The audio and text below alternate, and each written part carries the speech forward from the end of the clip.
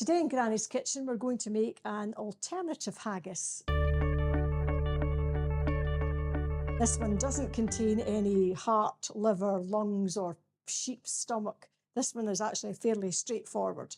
It's a bit of a cheat really. Lots of people have been asking, can you make haggis? And I thought, there is no way I'm going to be working with suet and sheep's stomach and hearts and lungs. To be honest, you can't actually beat just buying a tin of Grant's Premium Haggis. And I'm not sponsored in any way, but this is fantastic haggis. It's actually made from lamb. I'm actually going to make mine from beef mince and pork. And again, the hands have been scrubbed because I need to get right in there and mix all the ingredients together. Now, this recipe requires 1 medium onion, finely chopped, and I did this in my food processor. And to that, I'm going to add 60 grams of fine pin oatmeal. Then I'm going to add the pork mince and the beef mince. A really good shaking of salt and pepper, because haggis, as you know, is quite spicy. And you need quite a good bit of salt and pepper. And the spices, I'm using half a teaspoonful of allspice. Don't get mixed up with mixed spice, which is a different thing. This is ground allspice. I'm also putting in half a teaspoonful of nutmeg. It's much like the sausage spices. And ground coriander, you need 1 teaspoon. So 1 teaspoon of ground coriander.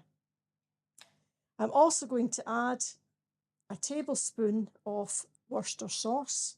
And this recipe is really easy. And what I've done on the Facebook group is given you alternative ways of cooking. So that's my tablespoonful of Worcester sauce. I also need beef stock. And I've just used half a Callo organic beef cube. But if you have some beef stock lying around, by all means use that. And I'm only going to just put in a little splash of that. Now, obviously, if you want to go and buy the sheep's stomach and the heart, the liver and the lungs, the process is just exactly the same. You could make this haggis very, very quickly. I'm actually going to do this one in the air fryer. You can cook it in the oven, or you can cook it in the slow cooker if you wish.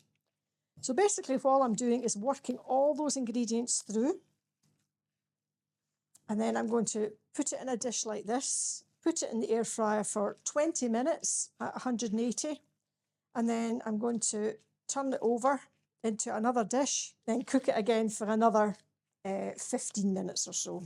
So I've worked in all the meat and the spices and the Worcester sauce, salt and pepper, all of the bits and pieces here into that mixture. And even with this mixture, you could make little alternative haggis balls. So take your dish. This fits nicely into my air fryer. I didn't actually need very much of the stock, just really a splash to bind this together. I'm going to flatten that out in here. Now, obviously, you won't get the idea of stabbing into the sheep's stomach bag and the haggis bursting out when you make this recipe, but it works very, very well. So it's going to be popped into the air fryer for 20 minutes at 180. And then we'll revisit it once that 20 minutes is up. Okay, I've taken this alternative haggis from the air fryer, and now I've got to turn it over. Luckily, I've got another dish exactly the same. So I'm just going to place that on top and carefully turn that over. And then it goes back in the air fryer for another 15 minutes at 180.